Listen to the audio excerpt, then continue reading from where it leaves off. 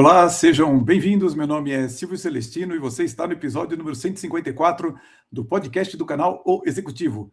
O nosso propósito aqui é aumentarmos a sua musculatura executiva para que você seja cada vez mais um executivo classe internacional. E para isso, nós nos aprofundamos em temas como a gestão de pessoas, o equilíbrio de vida pessoal e profissional e, é claro, sobre negócios, sobre investimentos. Hoje o tema é do CEO ao conselheiro, a nova arquitetura da liderança executiva. E temos a grande honra de ter como convidado alguém que já esteve conosco no episódio número 102 e que agora vive um novo momento profissional. Arthur Lavieri deixou a posição de CEO da Tecnogera e passa agora a atuar de forma ainda mais estratégica, conselhos de administração, mentoria de executivos, governança e produção de conteúdo, incluído sua newsletter Ascenda 360 no Substack. Arthur, seja muito bem-vindo. Ô, Silvia, muito obrigado a você, aos telespectadores. É uma satisfação. Quase um ano desde a última participação. E lembrando que foi você que me inspirou a entrar no Substack e criar minha newsletter lá também, né? Então, muita coisa em comum, muito bom falar com você de novo. E sempre eu também procuro ler quando posso o seu newsletter, é muito bom também. Agradeço muito pelos seus comentários nos meus textos, eu sempre acho muito importante. Outra vez que nós conversamos, realmente foi muito agradável. E você, naquela época, você estava como CEO, e agora você saiu dessa posição de executor para a posição de conselheiro. Como é que foi essa mudança, Arthur? Silvio, esse, na verdade, já era um plano muito antigo, né? Eu comecei a enveredar por esse caminho de conselho, eu sempre gostei do tema de conselho, governança, estratégia. E em 2012 eu já comecei a estudar e comecei a entrar nesse mundo através de conselhos pro bono, conselhos de associação, conselhos de startup, e eu sempre gostei muito.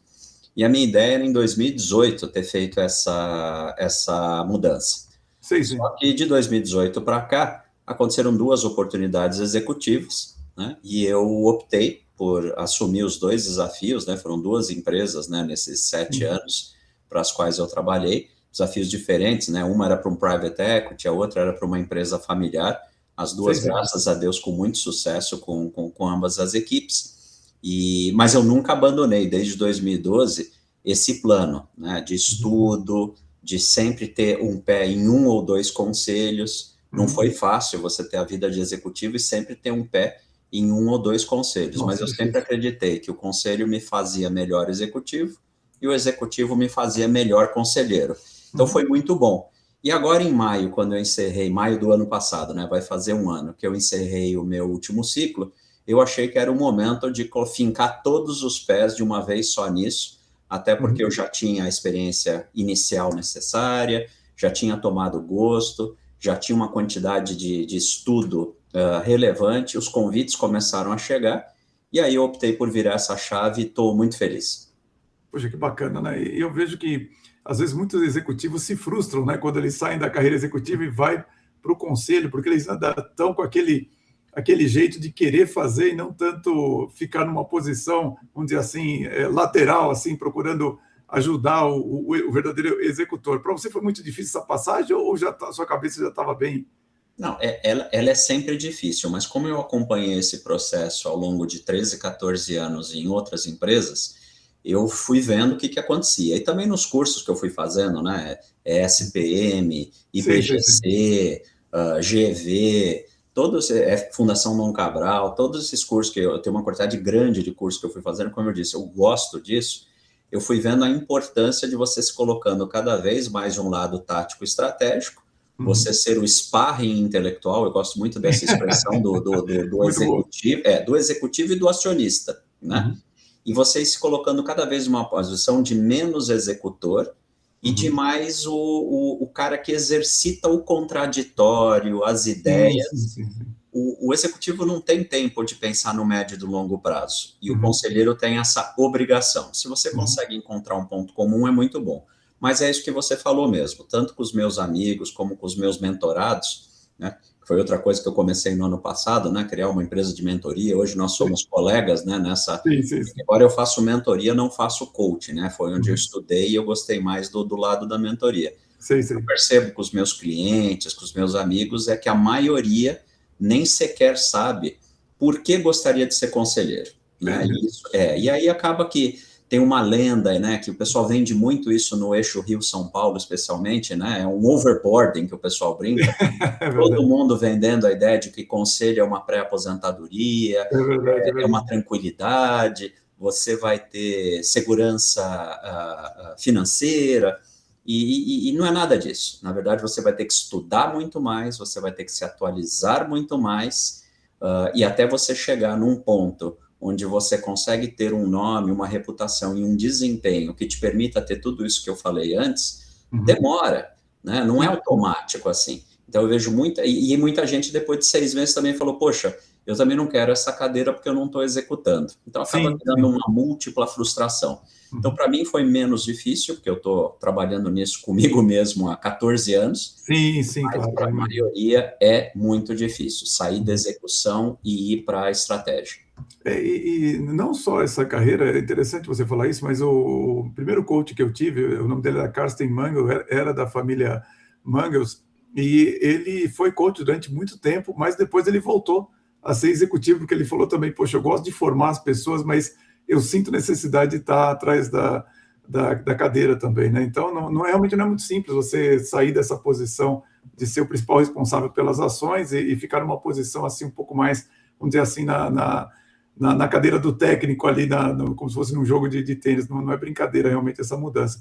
E, Arthur, quando nós nos falamos aqui sobre esse podcast, você falou algo que eu achei bem interessante do seu livro, que é um livro que se chama A Jornada do CEO. Queria que você falasse um pouco sobre o livro, e você me deu até algumas ideias aqui de temas, como, por exemplo, como que crenças destroem o moral das empresas. Como que é isso?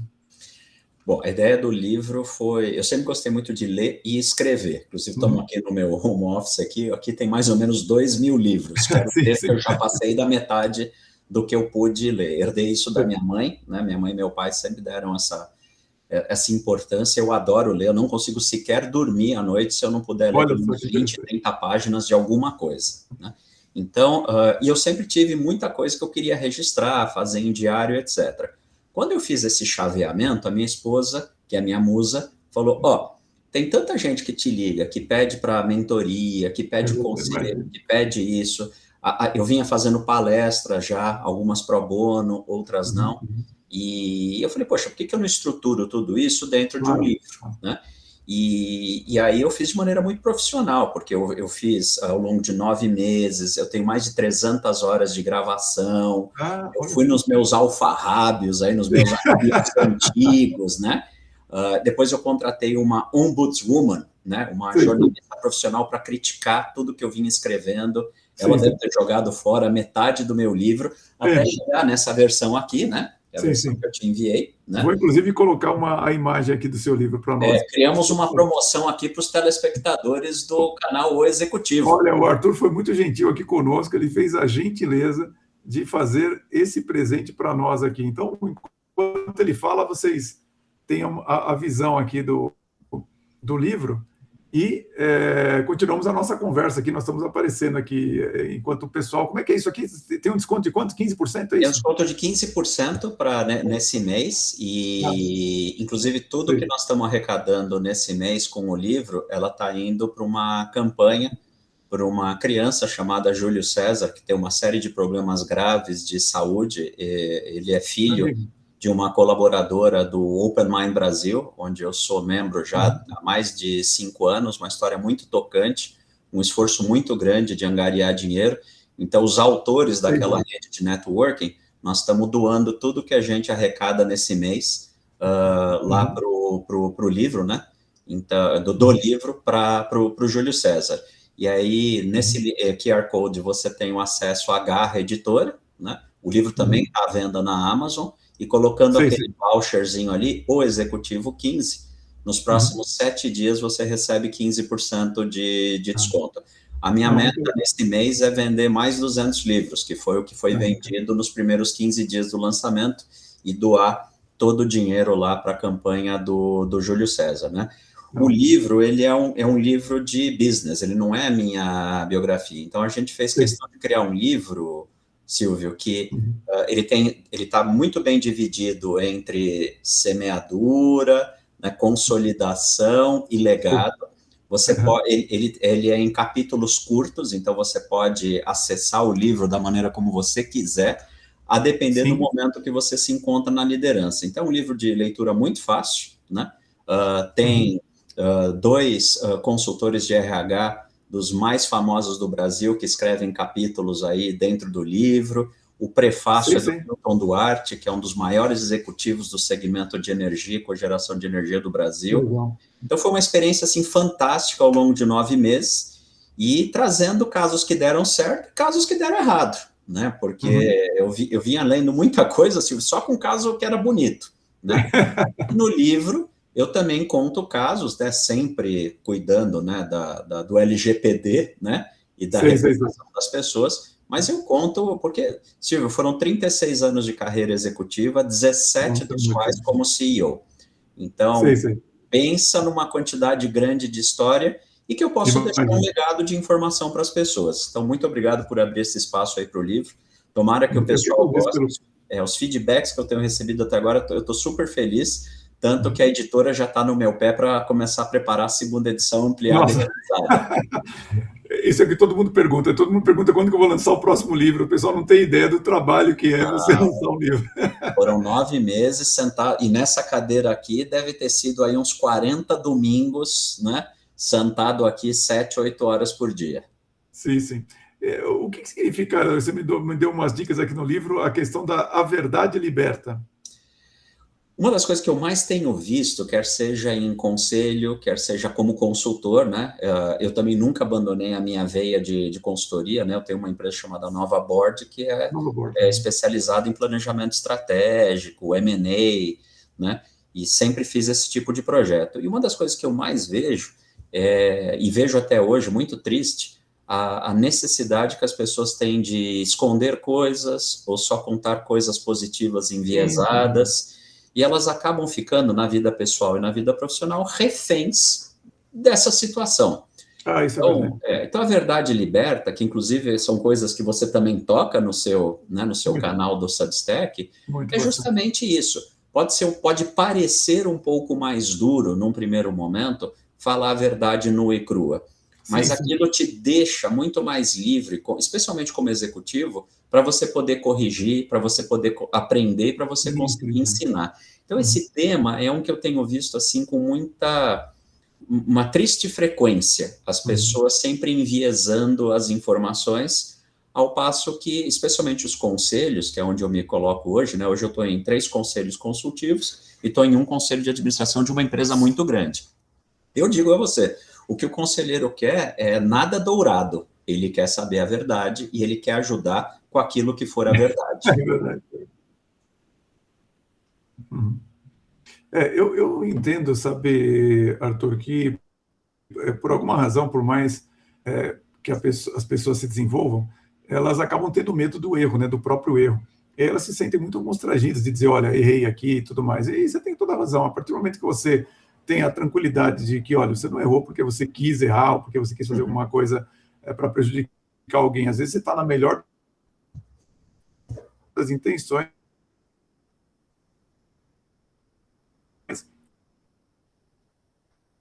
e de repente alguma coisa ali dá errado, você assumir realmente aquilo e tocar, se movam para frente. E as pessoas têm muita... Parece que hoje nós estamos com um desafio grande aqui, Arthur, de fazer as coisas funcionarem tecnicamente. Mas eu estava dizendo exatamente isso, né? Que muita gente eu consegui te entender. E é isso mesmo, as pessoas têm essa preocupação, mas eu posso te atestar ao longo desses anos todos como CEO. Nada aumenta tanto o respeito quanto alguém, especialmente em posição de liderança, que reconhece o erro e trabalha com a equipe para corrigir. Sim, eu posso dizer de experiência própria, né? Às vezes que eu assumi alguma coisa que realmente a falha foi minha aqui, ao contrário, isso gerou confiança, porque a pessoa que está te contratando, a pessoa que trabalha com você, fala, bom, posso contar que se tiver um erro, vamos corrigir rapidamente, que vai ser indicado, não fica aquela impressão de que alguém errou, o processo está errado, alguma coisa nesse sentido, né? Então, eu acho realmente extremamente importante que se faça isso. Você não menciona com uma certa frequência sobre governança com pragmatismo. A governança no Brasil ainda, muitas vezes, burocracia disfarçada de disciplina. Qual que é a governança que gera valor? Cara, o termo governança, ele acabou ficando, acho que, marcado como sinônimo de burocracia. Isso é muito ruim. É verdade. E governança nada mais é do que os sistemas, os processos e a forma de trabalhar de uma empresa que permite que você alcance objetivos através de sistemas, de indicadores, de coisas muito bem definidas, né? Uhum. Então, quando eu fico batendo na tecla da governança por pragmatismo, coisas muito simples que você tem que fazer em conselhos de administração consultivos, e quer seja você trabalhando com executivos ou muitas vezes trabalhando com fundadores de empresa, com empresas familiares, que cara, o que é importante realmente aqui para os resultados, né? Uma reunião típica de conselho no Brasil, Silvio, é muito triste isso, ela é 80% tentando olhar indicadores e o que aconteceu nos últimos 30, 40 dias. Ao passo que uma governança pragmática é aquela que reduz isso a 10, 20, 30% da reunião, sim, claro, com muita preparação dos conselheiros, com foco em o que eu vou fazer nos próximos 30, exato, 45, 60, claro, 90 dias em diante. Então, quando eu falo assim desse pragmatismo, é justamente isso. O que a gente tem que realmente analisar, o que é importante, o que a gente vai fazer. Não se debruçar nos louros da vitória e muito menos nas tragédias do fracasso, mas a gente olhar exatamente o que a gente vai fazer para ajudar essa empresa a ir para frente. E muitas vezes os conselhos eles ficam, né, falando sobre coisas operacionais e um pouco táticas e não vão para a estratégia. Se você não tiver um conselho pragmático que tem alguém, geralmente é o chairman, né, geralmente é o presidente do conselho, que fala, gente, isso está alinhado com o nosso plano de 2, 3, 4, 5 anos, onde que nós vamos chegar? Quais são as ameaças realmente no médio e no longo prazo? O que a gente está avaliando de geopolítica? Você fala muito disso no seu Substack. Sim, o que a gente está avaliando de geopolítica estratégica?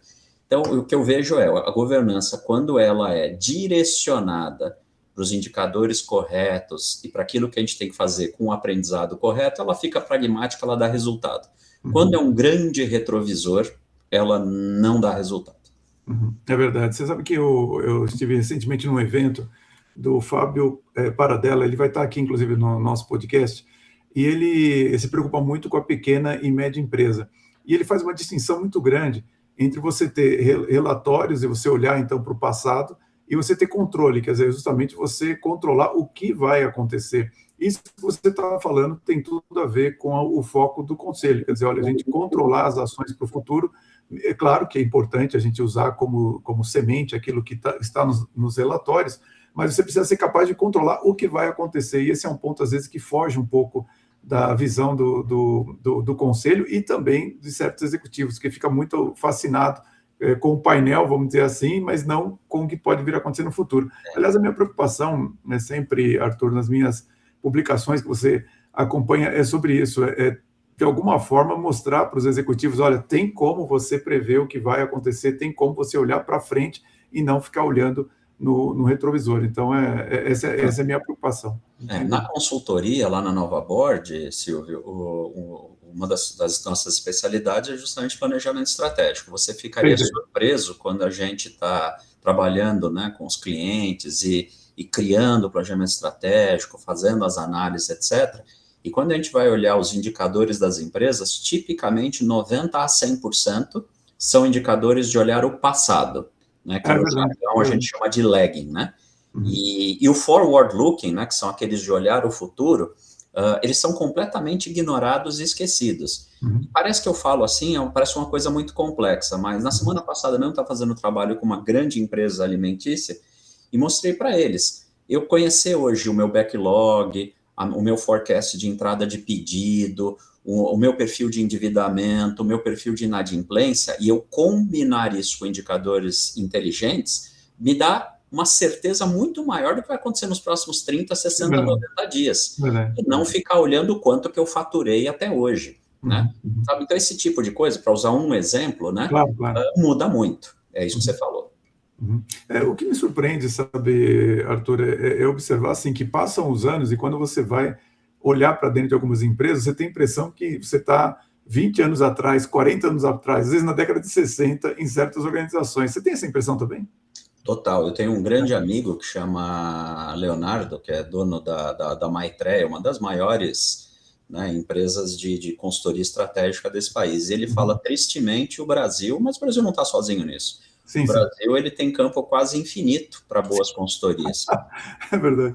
Porque, curiosamente, acontece alguma coisa dentro das empresas e elas não elas melhoram, mas elas fazem isso em ciclos. E muito do conhecimento se perde. E isso tem um pouco a ver com a cultura brasileira, com a cultura latina, que é uma cultura de baixa documentação e baixíssimo planejamento. É verdade. Então, você tem projetos maravilhosos nas empresas, né? Lá na Nova Board, a gente está agora, acho que no nosso 38º projeto. Então, já é um cabedal de interessante, né? Nos últimos 10 anos. E eu falo para você, Silvio, é impressionante a quantidade de excelentes projetos que eu encontro, maravilhosos, e que não são documentados, e quando começam a acontecer mudanças naturais ou não na gestão da empresa, tudo se perde e volta a estaca zero. É exatamente isso que eu vejo. E aí nós voltamos ao conselho. O conselho é aquele que tem que olhar, primeiro que ele tem que estar instituído, em qualquer tamanho de empresa, especialmente nas familiares. Ele tem que olhar e falar, não, peraí, tem todo um legado aqui que tem que ser preservado. Não é que mudou o CEO, mudou o diretor disso, o diretor daquilo, que isso tem que ser jogado no lixo. Né? Agora, como isso não acontece, e muitas vezes os investidores, né, os empreendedores familiares, eles são executores puros, eles passam por cima e jogam fora o seu investimento anterior.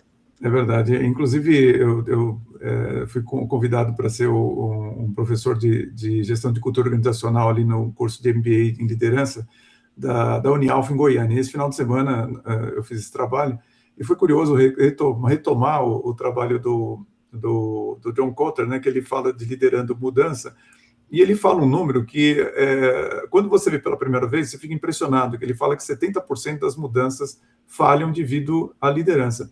Mas, realmente, depois de tanto tempo trabalhando com desenvolvimento executivo e tudo mais, esse número está correto, é impressionante, porque, principalmente, você falou muito bem, conforme os ciclos econômicos acontecem, outros ciclos naturais acontecem, e a quebra se joga fora todo o trabalho anterior e se começa de novo, desde pelo fato de demitir executivos mais antigos, contratar executivos mais novos. Eu mesmo trabalhei numa mineradora que eu vi passar 3 gestores de RH, e eu explicava para ele o que tinha sido feito, porque eu continuei como fornecedor, né?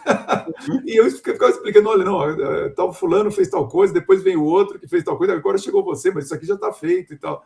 Então, é curioso de ver o quanto de trabalho de reformulação é feita dentro das empresas, como se perde trabalho e investimento, principalmente no desenvolvimento de líderes. Eu acho isso uma pena.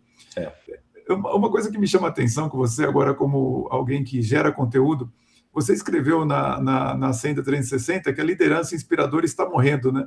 E isso realmente no mundo executivo soa assim como quase uma heresia. O que está substituindo esse modelo, Arthur? É a educadora. Porque o que está acontecendo é que o executivo showman, né? O executivo, que alguns, né, usam até um termo um pouco mais duro, né? Até professor de uma das instituições que eu tenho falou assim, o executivo falastrão, né? Ou falastrona, né? Aquele que inspira no vazio, né? Ele está cada vez mais caindo em desuso. E é verdade, porque apesar de novo, as coisas são cíclicas, elas não são muito lineares. Mas a verdade é que a nova geração, ou mesmo as não tão novas gerações, ela já tem suficiente informação, inclusive global, né? Quer seja por causa da internet, qualquer coisa, para saber começar a filtrar um pouco mais quando que aquilo é uma inspiração vazia, do tipo, bate no peito, vamos todo mundo junto e tá tudo bem, e a maioria deles, inclusive, não segue o que fala, contra aqueles que têm efetivamente conteúdo, aqueles líderes que vão sentar junto, vão entender qual que é o ciclo de maturidade da sua empresa, da sua organização, dos seus diretos, vão saber quando delegar, vão saber quando controlar, vão saber quando comandar, e vão ter a paciência, que é o que eu menos vejo hoje em dia, de sentar do lado, né, entender os problemas, entender as dificuldades, não mastigar pelo profissional, até porque isso infantiliza a solução, mas conseguir estar junto e ser visto como uma parte do time.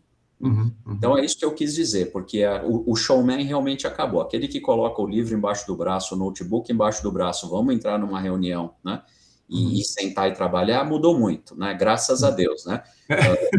Eu atendi há poucos meses atrás uma empresa, Silvio, onde o planejamento estratégico foi feito ao longo de 3 meses, um trabalho muito intenso, inclusive com consultorias de inteligência de mercado internacionais, e eu não consegui trazer o CEO, que por acaso é o fundador da empresa, um único dia para nenhuma reunião. É mesmo? Ele só veio no último dia da entrega do trabalho, sem entender quase que nada, e eu fui dando esses feedbacks ao longo de todo o trabalho, criticou muito a equipe, que trabalhou arduamente, né? E fiquei sabendo 3, 4 meses depois que decidiu, né, voltar ao que tinha 3 anos antes e esperar um momento mais oportuno para ter um planejamento estratégico. Eu fico muito triste porque, né, era uma pessoa avessa a detalhes. Ele se definia, e se definia abertamente. É bom que não tem hipocrisia. Eu sou avesso a detalhes, eu sou um empreendedor, não me atormente com detalhes. Entendi. Só que não é isso que as lideranças no próximo nível estão esperando, né?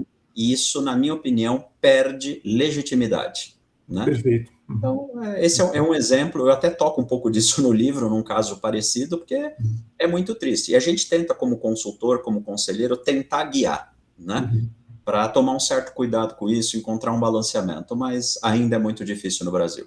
Eu vejo muito teatro, sabe, na posição executiva, ainda os executivos fazem aquilo que eles imaginam que seja ser um executivo. Então, palavras de efeito, não tem paciência, realmente, eu concordo com você, principalmente não quer compreender com um pouco mais de profundidade certas coisas, porque, de fato, você sabe que a agenda de um CEO, por exemplo, ela tem que dividir em temas tão vastos quanto, sei lá, logística, até jurídico, passando por RH, isso tudo. Então, é claro que a cabeça fica navegando, principalmente conceitualmente, sobre vários temas.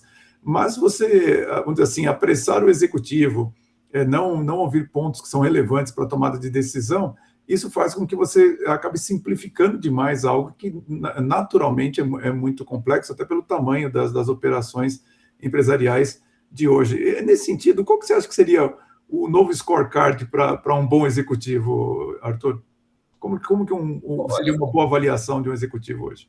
Hoje o tema mais complexo, e aliás é o tema mais complexo há 100 anos, mas hoje eu acho que ele está assim batendo na cara de todo mundo, é time, pessoas, estratégia de pessoas, né? Porque, IA, eu estou estudando IA profundamente, Silvio, já há mais de um ano. IBM, Kellogg, né? Tenho investido muitas horas estudando AI for Business, esse tipo de coisa, né? Vai virar uma commodity e já está sendo em alguns níveis comoditizado, né? Produtos e serviços, da mesma forma. P&D não é o nosso forte no Brasil para a maior parte das empresas, e nós temos, né, uma invasão de produtos escaláveis asiáticos que colocam muito mais pressão nas empresas. É verdade. Você escreve tudo isso que eu estou falando, e a gente já falava disso, você vai lembrar, 20, 30 anos atrás, ou falava para nós, né? O que vai diferenciar é a qualidade da tua equipe. E quando eu digo qualidade, não é o quão bom ou quão ruim é o indivíduo, é a equipe, é o colegiado. É como que eu jogo xadrez. No livro eu falo muito sobre isso, né? Como que eu jogo xadrez? Como é que eu tenho as minhas peças, com todo respeito, bem distribuídas no meu tabuleiro, para que eu consiga competir? E o que eu vejo hoje é que tem executivo, Silvio, que acha que uma vez por ano ouvir do RH uma avaliação de desempenho da sua própria equipe é suficiente. Os conselhos que eu trabalho hoje, é mandatório que o conselho se envolva nisso. O conselho tem que saber quem são os top talents da empresa, tem que saber quem são as 10, 20 pessoas que ele tem que ter na ponta da língua, que não pode perder, que tem que desenvolver, onde que essas pessoas estão, quais são as estratégias de job rotation, né, de rotação no ambiente de trabalho, quando essas pessoas mudam de função ou quando o contexto empresarial muda, né? Sim, sim, sim. Porque não tem nenhum problema que eu perca uma peça, mas eu tenho que ter feito o melhor de tudo se aquela peça era uma peça muito boa. Então, eu acho que esse é o primeiro ponto assim mais complexo. O segundo ponto é aplicação de tecnologia, né?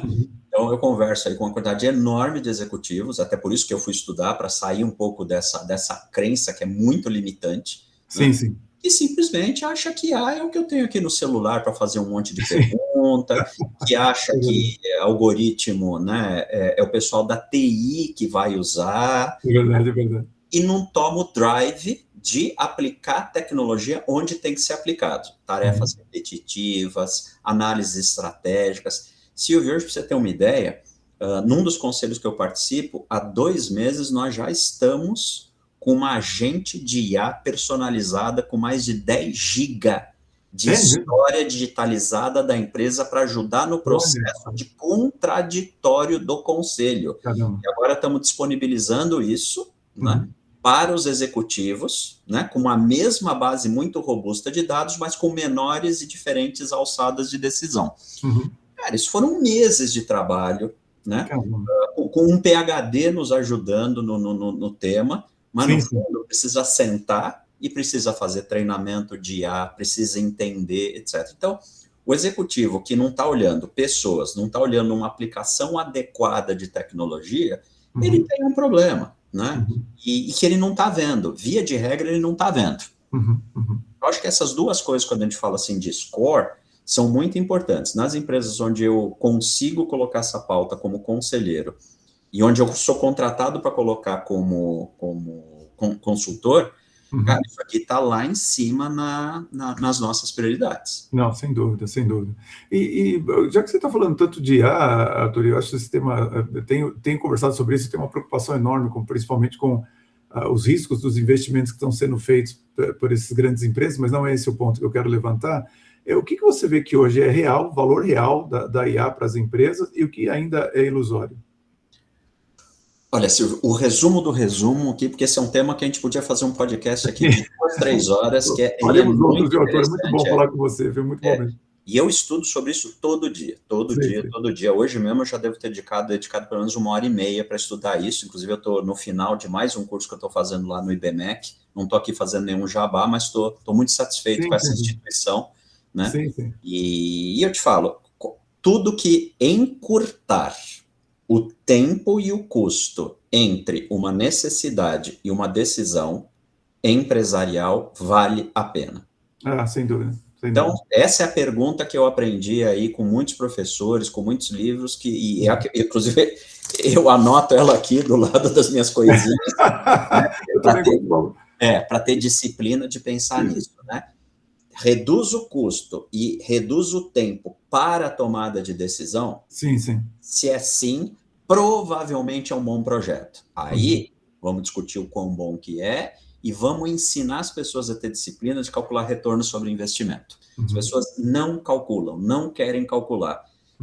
Principalmente empreendedores, né, de empresas médias no Brasil, médias e pequenas, eles são avessos a isso. Então, nas empresas com as quais eu trabalho, eu tenho focado muito nisso, né? Vamos começar a calcular o retorno?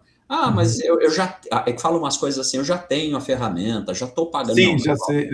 É o seu tempo, é o quanto que é o tempo da sua equipe, é o tempo de testes, é o custo de dar errado. Vamos colocar tudo isso num projetinho, numa planilhinha em Excel, que nem precisa ser feita pela IA, e vamos olhar se isso aqui vale a pena ou não. Se isso tem o famoso ROI, né? O Return on Investment. Sim, sem dúvida. Então, é isso. Se a gente consegue colocar essa mentalidade, eu estou vendo que as coisas começam a caminhar. Agora, não, já estou usando IA, minha empresa está super bem, verdade. O que você está fazendo? Não, eu consulto a IA para me falar sobre dados dos meus concorrentes. Falei, mas se você já fazia com o Google há 10, 20 anos atrás. Exatamente, só vai ficar mais bonitinho, né? E outra, qual que é o viés dela? Como é que você está conversando com ela? Tem toda uma disciplina hoje, né? Eu fiz a aula recentemente de engenharia de prompt. Existe uma ciência hoje que se relaciona com a IA. Então, Silvio, é isso. Se as pessoas conseguem pelo menos perguntar onde que eu estou aplicando e se isso na minha empresa faz sentido, ótimo. Mas não é isso que eu tenho visto acontecer. Eu vejo a IA realmente como a base, isso que você falou, quer dizer, ela ajuda muito a você tomar decisões, a você formatar, quer dizer, você já tem os dados são confiáveis, você coloca para ela analisar, ajudar você a pensar. Isso ajuda muito a você ver riscos, oportunidades, melhorias e tudo mais. E é o que me preocupa muito com o que está acontecendo hoje, e justamente essa articulação que eu procuro trazer para o executivo da geopolítica para o dia a dia, vamos dizer assim. Tanto é que a semana passada foi até o motivo de eu escrever um tema. Eu tenho um amigo que ele falou: olha, Silvio, ele tem uma revenda de computadores de alta complexidade, e ele me disse que a AWS, Google e tudo mais simplesmente compraram a produção do ano de memórias para computadores, hard disk e tudo mais para os data centers, para IA. E hoje, inclusive, foi interessante que um CIO colocou um comentário no meu texto falando assim: Silvio, o seu amigo, não é só ele, eu também aqui estou com essa dificuldade. E como que você vê hoje, Arthur, essa questão talvez que seria minimizada pela IA, dos executivos às vezes não terem uma noção muito grande de riscos sistêmicos, né? Inclusive, você ainda fala muito sobre a energia, né? Eu vejo que você mencionou riscos como hélio, drones, infraestrutura crítica. Como que é isso hoje, que nós subestimamos certos riscos sistêmicos na economia moderna, é isso? É isso mesmo. Lá no LinkedIn eu decidi separar minhas newsletters, né? Uma Sim, chama Horizons, que é para falar de energia e ESG, que é um tema que vem na minha carreira há 30 anos, e a outra que é o Ascenda, que inclusive tem um filhotinho que é o Substack do Ascenda, onde fala de liderança, desenvolvimento, sim, muito bom, aliás. Trilha de conselheiro, e justamente para separar os temas e ter canais, né? Sim, sim. E eu tenho muita sinergia com isso, porque eu estudo todo dia. Eu acho que é minha obrigação como conselheiro, como consultor, estudar todo dia. Eu gosto de estudar, graças a Deus. É verdade. Eu estudo todo dia. E para ser um bom consultor e um bom conselheiro, e você sabe disso, e vindo da cadeira de executivo, no meu caso, por muitos anos, se você não tem um olhar sistêmico, ninguém vai ter por você. É verdade, é verdade. E muitas vezes, inclusive, muitas empresas, inclusive, contratam consultores para falar o que está acontecendo lá fora, e sem criticar. Então, eu até escrevi um artigo outro dia, que é a IA em bota. E realmente, e isso, apesar do tema, isso está respaldado, inclusive, em grandes pesquisas, tanto da... Pesquisas, é verdade, é verdade. Né? Ela atrapalha a inteligência das pessoas. Terceirizando a curadoria mental para IA em todos os níveis organizacionais. O problema é quando o investidor, o acionista e o executivo fazem isso. Uma coisa, eu falei, né? A IA ela é boa quando ela encurta o tempo e o custo até a tomada da decisão. Sim. Não falei para a tomada da decisão. A tomada da decisão ela não pode ser terceirizada, e Silvio, ela tem sido terceirizada. Então, quando eu vou estudar, né, como eu falei, eu estou hoje em 4 conselhos, eu preciso saber o que está acontecendo. Uma é da Associação Brasileira de Cogeração de Energia, outra é uma das maiores trading companies de maquinário do Brasil, a outra é a maior empresa de equipamentos de distribuição e de inteligência de sistemas de distribuição de energia do Brasil, né? Então, uma outra é de serviços. Se eu não estudar, que tipo de conselheiro que eu vou ser? Que tipo de consultor que eu serei? Então, eu tenho que estudar muito. E aí, nos meus estudos, as coisas mais interessantes eu partilho nas newsletters. Então, isso que você acabou de falar, qual não foi minha surpresa de saber que teve um boom, né, de venda de drones na Europa por causa da guerra para sabotagem e infraestrutura crítica, independente disso ser feito pelos militares. É verdade, é verdade. Eu vi isso. Isso mexeu, inclusive, com o mercado local, etc. Né? Qual não foi a outra surpresa, estudando justamente sobre um tema de tecnologia, que eu precisava fazer um trabalho, ao saber que um dos grandes riscos do mundo hoje é a falta de hélio. Né? Tanto que eu até fiz uma brincadeira onde está o hélio com o nome. Né? A surpresa de saber que a cadeia do gás hélio, um gás super nobre, ela é concentrada em 3 ou 4 fabricantes no mundo, e por causa da guerra está em falta, e sem o hélio você não consegue fazer produção de chip de alta velocidade. E aí entra nesse tema da memória que você acabou de falar. Já está faltando por excesso de demanda e agora por não ter um insumo produtivo. Sim. Se você não exercita esse tipo de pensamento sistêmico, você não vai a lugar nenhum. Não vai. Porque o que as pessoas fariam hoje para facilitar a vida, Silvio? IA, me diz aí o que é risco sistêmico para minha área. Você sabe que eu não lembro se ainda se usa essa expressão, mas você lembra que a gente estudava, né? Eu lembro, no meu caso, década de 80 e 90, sobre caminho perto de CPM, caminho crítico e tudo mais. Então, a visão sistêmica era muito isso. Você queria saber, olha, isso aqui não pode falhar. E hoje eu vi uma matéria falando que a resposta da China do bloqueio que o Trump está querendo impor no Estreito de Hormuz, ela está querendo limitar a exportação de ácido sulfúrico, se não me engano, que é usado em mineração. Então, muita gente, às vezes eu viro para as pessoas e falo assim, olha, me diz o que tem aqui no celular. E eu tenho que ouvir as pessoas falarem, olha, tem plástico, tem, sei lá, falam as coisas mais óbvias, mas ninguém fala que tem zinco, níquel, prata e tal. Eu falo, bom, você sabe como isso é produzido, como que isso realmente é feito, a complexidade disso? A maioria das pessoas, se ouvem essa notícia, olha, a China está limitando a exportação de ácido sulfúrico ou limitando a exportação de terras raras, elas não têm noção. E claro, uma pessoa da população não ficaria espantado, mas um executivo não saber a implicação disso, eu fico bastante preocupado. E aí que vem esse ponto que você está levantando, né? Eu também estudo bastante, todo dia, mas eu vejo que no Brasil ainda, os executivos ainda pecam um pouco na disciplina de todo dia estudar um pouco para estar bem informado com profundidade. Em geral, ficam apenas naquela coisa muito rasa da mídia tradicional, naquilo que, às vezes, um ou outro palestrante está dizendo, que nem sempre são especialistas realmente no setor. Você vê isso também, Arthur? Totalmente. Agora, isso é uma desculpa, né, Silvio, da disciplina, né? Eu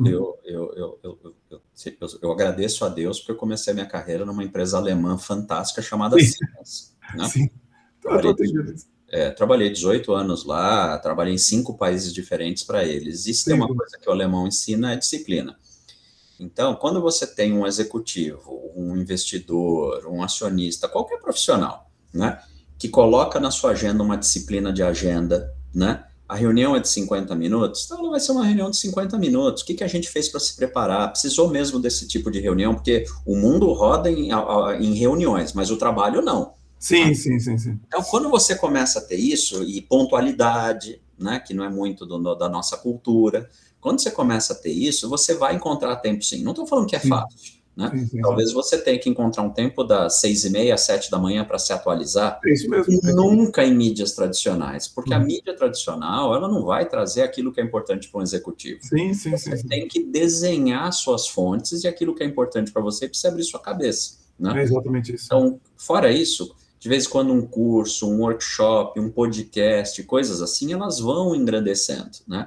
Agora, é uma grande desculpa, porque por mais de 10 anos, Silvio, eu consegui tocar 1 ou 2 conselhos em paralelo com a vida de executivo, estudar, fazer MBA, fazer pós-graduação, fazer isso, obviamente, que a depender do momento do ano, e nunca parei. E muitos amigos meus também nunca pararam. Sim. Agora, quando você tem a desculpa de falar, não, fiquei em reunião o dia inteiro, tal, 12 horas por dia, realmente você não vai a lugar nenhum. É verdade. E a sua própria performance é que vai te punir lá na frente. É verdade.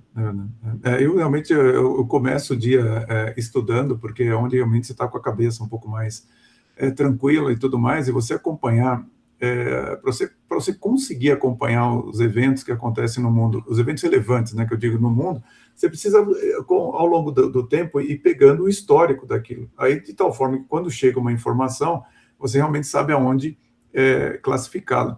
E, infelizmente, é difícil, porque quando você vai conversar com os executivos sobre exatamente isso que você falou, e que é o que eu procuro reforçar, olha, você tem que escolher fontes que são profissionalizadas, pessoas que estão no mercado, pessoas que vivenciaram aquilo. Em geral, você vai conversar com o executivo médio, ele às vezes até ridiculariza a sua opinião, porque ele não está acostumado, ele não está acostumado a ver alguém explicar, olha, aconteceu tal coisa por causa disso, depois aconteceu aquele outro e tal. Recentemente eu estava tentando explicar para uma executiva que ela estava dizendo que o ouro caiu do começo da guerra para cá e tudo mais, e eu falei até com meio uma certa naturalidade, que eu acompanho isso. Ele falou, realmente, devido ao aumento do preço do petróleo, alguns investidores foram pegos off-guard, né? Então eles tiveram que ter liquidez, então venderam o ouro para poder cobrir as posições, então isso fez o ouro cair. Então, eu sinto que ela não gostou muito do que eu falei, porque eu expliquei meio assim, rápido demais, uma coisa que para ela era, não, mas se o valor econômico está dizendo que ninguém sabe o motivo, é porque ninguém sabe o motivo. Você fala, bom, eu não estou dizendo isso por mim, eu estou dizendo que as minhas fontes, que trabalham no mercado, que fazem as operações, explicam isso até com uma certa naturalidade, que deveria ser o que as explicações que os executivos deveriam enxergar, entender, compreender, né? Quando a gente fala sobre isso, olha, está faltando hélio, olha o que vai acontecer, está faltando ácido sulfúrico, olha o que vai acontecer, presta atenção nisso, naquilo. No entanto, não, está todo mundo com a cabeça atolada ali na empresa, no dia a dia, não é nem nas questões estratégicas, e não está entendendo nada do que está acontecendo, tudo é uma surpresa, tudo é inesperado, tudo ninguém poderia prever e tal, e aí entra aquela situação, né? Às vezes você menciona um livro para explicar para a pessoa que, olha, o que você está vendo agora foi escrito em um livro de 2004, de 1956, então, portanto, aquilo ali era um plano que foi implementado. A pessoa não entende, não, é muito teórico, então é muito difícil. É muito difícil mesmo. Arthur, eu vou fazer mais uma pergunta para você. Hoje a gente vai fazer um podcast um pouquinho mais curto, mas eu vou querer recebê-lo de novo. Nós tivemos alguns problemas técnicos aqui, mas eu queria compreender o seguinte: quando você olha hoje um executivo, você é um executivo que hoje produz conteúdo, você acha que todo executivo deveria produzir conteúdo? Isso é branding? É uma responsabilidade intelectual?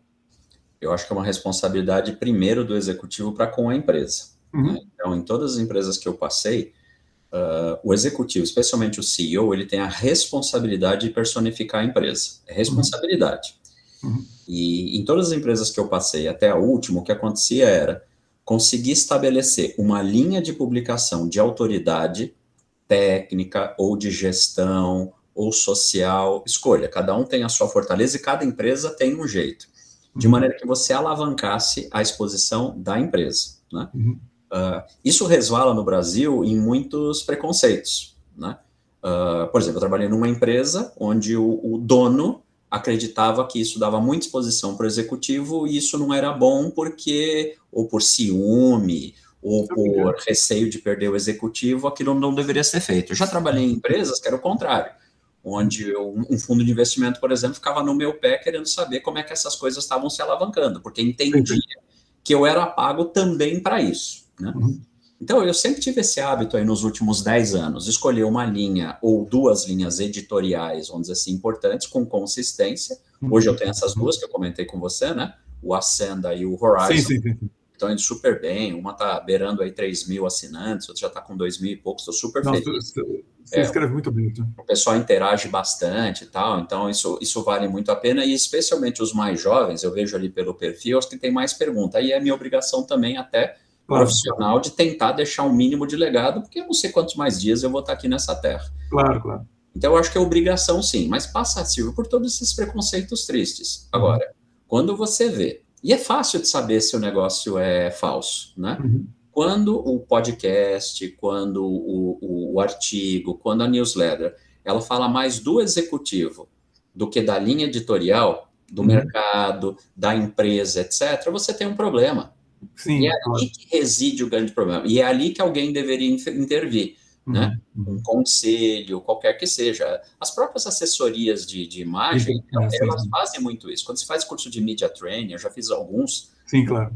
Eles tentam te mostrar muito isso. Ó, o teu ego, que é um dos maiores problemas, né, do executivo brasileiro, né? O teu ego ele tem que ficar de fora dessa linha editorial, de fora dessa entrevista. Essa entrevista não é sobre você, pessoa física, é sobre você, pessoa jurídica. Né? Então, eu acho que quando isso é bem feito, você cria notoriedade, você cria um legado e você deixa a coisa. Eu assisti no meu último empregador, Silvio, o que acontecia quando eu publicava, fazendo referência ao meu empregador e qual que era o impacto direto no LinkedIn do meu empregador. Sim. Cara, isso era imediato. Nunca era o contrário. Nunca acontecia do empregador estar fazendo uma publicação que acabava vindo para ajudar algum executivo da empresa. Claro. Tem que tomar esse cuidado, evitar os preconceitos, mas tirar o ego da frente também. Eu acho que isso é fundamental, realmente, você entender que você é a imagem da empresa, você precisa colaborar, alinhar aquilo que você está falando para contribuir com a empresa, com a imagem da empresa. E, Arthur, no nosso último podcast que nós conversamos, eu pedi para você um conselho para o jovem executivo, mas hoje eu queria que você falasse um pouquinho o seguinte: aquele executivo que está já do meio de carreira, não queria dar uma ideia de idade, vamos supor aqui 40, 45 anos, indo para o final da carreira dele, para o segundo tempo, vamos dizer assim. Qual seria o grande conselho que você daria para quem está ali na metade da carreira, já está começando a sentir os sabores do sucesso, já indo para talvez uma estabilidade? Qual é a recomendação que você daria para um executivo nesse intervalo? Bom, os ciclos são cada vez mais curtos e a nossa idade útil também cada vez mais longa. Então, o que acontece é que pode estar terminando um ciclo com 45, 50, experimentando sucesso, etc., e que pesem os preconceitos do etarismo, que às vezes afetam a nossa sociedade. Mas o que acontece é que, quem tem um, não tem nenhum. Então, acho que a gente tem que ter essa máxima que devia ser da minha avó, da avó dela. Quem tem um, não tem nenhum. É verdade. Se você está com todos os seus ovos numa cesta só de executivo e aquilo virou sua identidade, que esse é o grande risco. Se aquilo virar sua identidade, você tem um problema grave. É verdade, é verdade. Na hora que o crachá cair, você é ninguém. Então, quando você tem um plano B, no meu caso, desde lá de trás, já olhando a vida de conselho, um plano C, tem gente que empreende, tem gente que tem um negócio junto com um amigo, com a esposa, com quem quer que seja. Um plano D, que no meu caso é consultoria. Você dá mais trabalho? É lógico que dá mais trabalho. Claro. Mas você vai ficando um profissional cada vez mais completo e você coloca o seu pezinho em várias áreas. Então, a minha recomendação é, você que está em 45, 50, você provavelmente vai viver até os 100. Você com certeza vai poder produzir até os 80, 90 ou mais, né? Isso se não for biônico e, né? Tem um filme maravilhoso do Robin Williams, que é o Homem de 200 anos, né? Sim. Que é maravilhoso para você entender o que é isso, né? Esse dilema, né? Mas se você está terminando um ciclo e esse ciclo vai afetar a sua identidade, faça essa pergunta honesta na frente do espelho, né? E eu falo isso para os meus mentorados, porque para o espelho você não vai mentir. Para mim, para a família, para os amigos, você vai. Sim, claro. Faz na frente do espelho, né? A sua identidade cai com o fim desse ciclo? Cai. Sai correndo agora. O que é o seu plano B? O que é o plano C? O que é o plano D? E não tem receita de bolo. Isso depende de cada pessoa. E, cara, eu acho que todos nós merecemos, depois de uma vida de trabalho, 30, 40, 50 anos, que pelo menos o plano B ou o plano C incluam alguma coisa que você goste para valer. Muito, claro. Silvio, eu estou surpreso com a quantidade de executivos que eu tenho conhecido agora nessas andanças desse último ano, que não são felizes. Não são felizes, é verdade. Eu tenho observado isso também, às vezes até me surpreendo, porque às vezes são pessoas que têm muita energia, mas a hora que ali assim, no particular, quando você vai conversar com ele, ele fala, putz, olha, eu não vejo a hora de fechar essa porta e ir embora. Uma vez eu convidei um executivo para escrever um livro, pelo sucesso que ele tinha, e Arthur não sabia nem como continuar a conversa, porque a resposta dele falou, Silvio, quando eu sair por essa porta aqui, eu vou fechar e não vou olhar para trás. Eu falei, caramba, esse cara é bem sucedido pra caramba, e nunca não é feliz no que ele está falando. Então, eu reforço realmente o que você está dizendo, das pessoas terem um plano B, um plano C. Realmente eu vejo assim, as pessoas preocupadas com a renda, quando passa de 55, 60, quando você tem esses planos, acontece o contrário. Na nossa pré-entrevista, eu falava para o Arthur que eu estou com um problema de agenda grave aqui, e realmente você não imagina, né, que vai chegar naquele período que todo mundo está com problemas e você não está dando conta da agenda, porque você se preocupou com longo prazo, em fazer um plano B, um plano C e tal. Então, isso vale muito a pena. Arthur, olha, vou passar agora para a conversa controversa, mas antes disso, queria agradecer muito pela sua presença aqui. Vou chamá-lo mais algumas vezes, espero que com menos problemas técnicos, mas assim, a forma como você transmite, a sua sabedoria, com muito pragmatismo, muito direto, todos os seus canais e o que você escreve realmente, acho que faz um bem muito grande para o mundo executivo. Acho que nesse aspecto somos colegas, com certeza. Muito obrigado por ter aceitado o meu convite. Eu te agradeço. Novamente no podcast do Canal Executivo. Obrigado. E para você também fica o meu convite para você se inscrever aqui, tem um link para você se inscrever na Conversa Controversa no nosso canal, onde você vai ver o conteúdo dessa Conversa Controversa e de todas as outras 53 conversas controversas dos podcasts anteriores. Para você que fica aqui, meu muito obrigado. Quinta-feira que vem, 19h30, mais um podcast do canal O Executivo. Um grande abraço a todos e vamos em frente. Arthur, eu queria começar a conversa controversa com a seguinte pergunta. Muitos conselhos no Brasil são considerados figurativos. Você já viu decisões sendo evitadas deliberadamente para preservar interesses?